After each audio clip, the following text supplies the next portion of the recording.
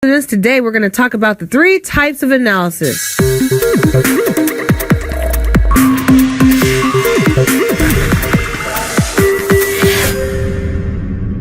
Before we get started, here's a little bit about myself. My name is Adeze Duncan, representing iMarkets Live. Some of you may know me from Forex 101 on IML TV.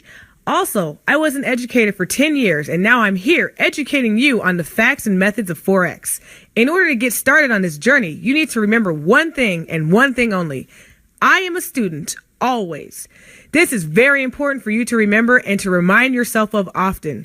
You will hear me use this phrase frequently as a reminder that you are a student that is learning a skill that will pay you for the rest of your life.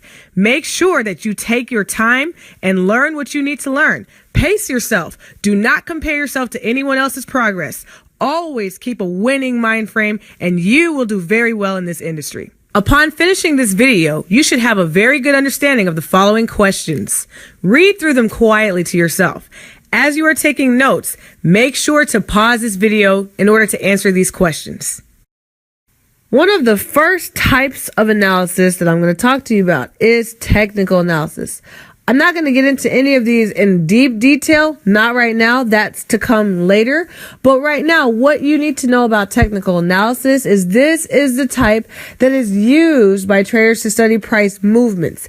It's more, it involves more of a technical, that's why they call it technical, but it involves more of a technical, scientific even, way of studying. You're actually looking and drawing and looking for patterns. You're drawing lines. You're using different tools to mark, and make notes of where you think price might go. Traders usually study historical price movements. In other words, they like to look at the past to determine where price could go. This goes back to looking at patterns. So anytime you see price getting marked up or charts getting marked up, they're talking about technical analysis. Technical analysts typically like to use things like charts, indicators, price patterns. So all of this, drawing up your chart, support and resistance, all of that, those are tools of technical analysts. People that like to use Fibonacci tools, all of the, all different types of tools, indicators, Bollinger Bands, moving averages. Those are all things that we'll get into at another time in more depth, but those are all tools of a technical analyst. What we teach here is mostly skills in technical analysis. It's very powerful. It's very useful. It leads to very high probability trades. On its own, it is capable of finding high probability trades. So that is what we teach. That's what technical analysis is. It's typically you drawing up your charts. You would actually have to look at a chart to find out to make your bias. Then we have fundamental analysis. Fundamental analysis is a type of analysis that includes political, social, economical news to gauge how the market will do, along with country's potential economic outlook. So as you see in my picture in the background, fundamental analysis centers around news, rumors and whatnot. That is fundamental analysis. How is the market doing? What is projected to happen? What's going on in the economy? What's happening politically wise? What's happening socially wise? What interest rates are going up or down or all around? How is the unemployment looking? How is the shopping looking? All of that good stuff. All of that has to do with fundamentals. All right. A lot of times, if a country is not going to do well, then their currency shouldn't do well. If their country is doing well, then possibly the currency will do well. Fundamental analysis alone is not going to be enough for you to be successful. You would want to pair fundamental analysis with technical analysis to be successful.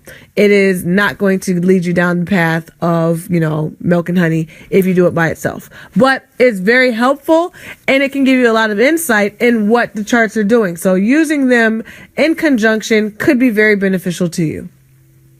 There are various tools that you can use to help you or assist you with your fundamental analysis. Some of them are checking out Bloomberg TV. There's an actual TV station for Bloomberg, or you can go to Bloomberg.com. They also have an app. Another one is ForexFactory.com. You'll see this one a lot on IML TV. There are various traders that like to look at ForexFactory.com. What's nice about this and various other economic calendars is instead of you having to watch the news every day, if you don't like to do all of that, you can actually go here and it tells you the relevant news that you should be knowing about. It also tells you if it's going to be high impact or medium impact, low impact. High impact would be something like an election. Or if a certain major leader of a country is speaking, that can be high impact. Or interest rates being raised. Those are high impact. Why? Because those are going to affect the actual market a certain kind of way. Low impact news is not going to really affect the market. So this is what a lot of people use to determine how, when, or if they're going to trade for the day. Not everybody uses fundamental analysis, and there are people who are extremely successful without using it. But there are others that swear by fundamental analysis. So this is just something that you decide, you figure out what works for you. The last type of analysis that I'm going to talk about is sentimental analysis. I don't even really know if this is a real analysis, but it's kind of lumped in there. I'd say it's lumped more into the fundamental side. This is the overall feeling of the market. So for instance, if, a currency's, been evaluated, let's say there was an election. Let's use the U.S. election as an example. In the U.S. election, when we had a president, when there's a switch in the presidency, then the market can react a certain type of way. Now, here's the deal. The fact is we had a president be elected. Now, what you do is you watch and see, well, how is the market going to respond to that? Is this a good thing? Is this a bad thing? It's the overall feeling. It's how people feel about what took place in the market. So that actually plays a huge role. Why? Because the market, everything in the market is all based on human psychology anyway. So it's all about the feeling. If interest rates were raised, or if they were lowered, or even if it could have been good for the currency, what actually matters and what you actually see happen in the market is how do people feel about what happened. It's not about there was an earthquake in this country, what's that doing to the currency? It's more about how do people feel about the economy now because of the earthquake that happened. So it's not even so much about what is actually happening, but how people feel about it. So that's sentimental analysis. It's kind of lumped into fundamental. With technical analysis, again, that one goes more off of prices. You should have a very good understanding of all three types of analysis now. Technical is more based off of price patterns, charting, using lines, using different tools. And with technical analysis, you can be successful just doing technical analysis. You actually can. There are many different types of traders that are extremely successful with just technical analysis. They study all kinds of things like wave analysis, which is all technical. Then you've got fundamental analysts. These people swear by, they're, using economic news to drive their trading. Depending on the type of style you adapt, you're going to want to use fundamental and sentimental analysis in your strategy.